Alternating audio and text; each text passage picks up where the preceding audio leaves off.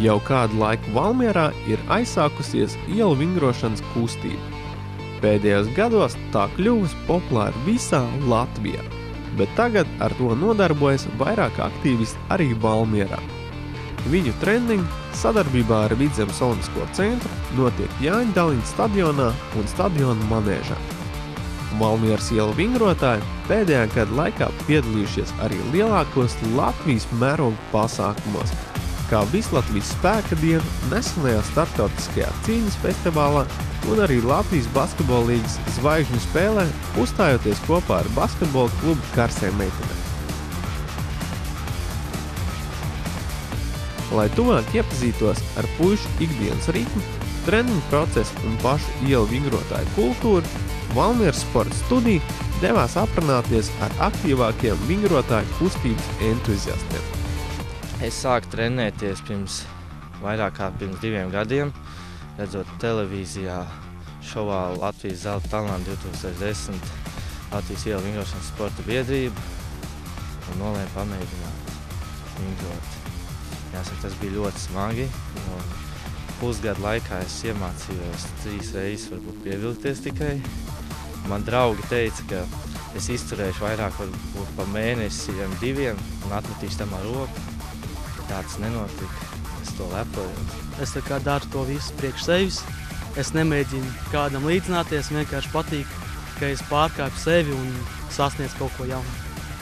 Es domāju, ka Valmierā ir daudz vingrotāji, bet personīgi pie mums apmēram kādi 7, 8, bet tas ir jāņem vērā pēc līmeņa. Mēs skaitam cilvēkus, kuriem tiešām ir līmenis.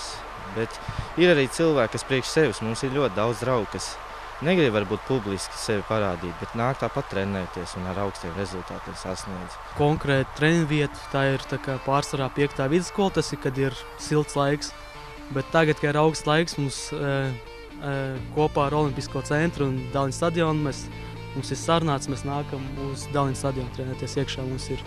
Viņi mums ir nopirkuši stieņus, tos visus rīks, un tagad mēs arī varam augstā laikā trenēties telpās. Valmierā ir bijuši daudz ļoti nozīmīgi pasākumi. Ir bijušas Latvijas ielu vingrošanas sporta biedrības meistarklases sacensības un paraugu demonstrējumi. Pagājušā gada oktobrī notika spēka diena, kaut kas nebijis Latvijā. Un jāsaka, mūsu punkts Valmieras vājdzirdīgo internātu skolā bija 20 no 50 spēka punktiem. Un tas bija diezgan liels gandarījums.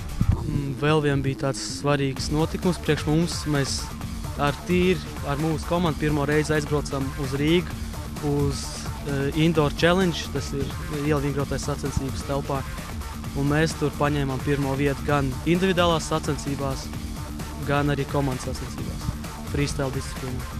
Par dalībniekiem es gribētu pateikt, ka, ja jūs gribat, jūs varat droši nākt, nekautrēties no tā, ka jūs, piemēram, jums tur kaut kādi vāja rezultāti ir, jūs nevarat pievilkties, nekas, caur to viss ir gājuši cauri.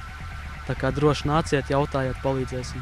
Daudzi, kas uzsāk trenēties, negrib atnākt mūsu bariņā, jo domā, ka viņi es varu pievilkties 3 līdz 5 reizes, un tur čaļi valkās 20, 25 reizes. Dažs labs vēl ar 1 roku pievalkās. Bet tas nav nekas.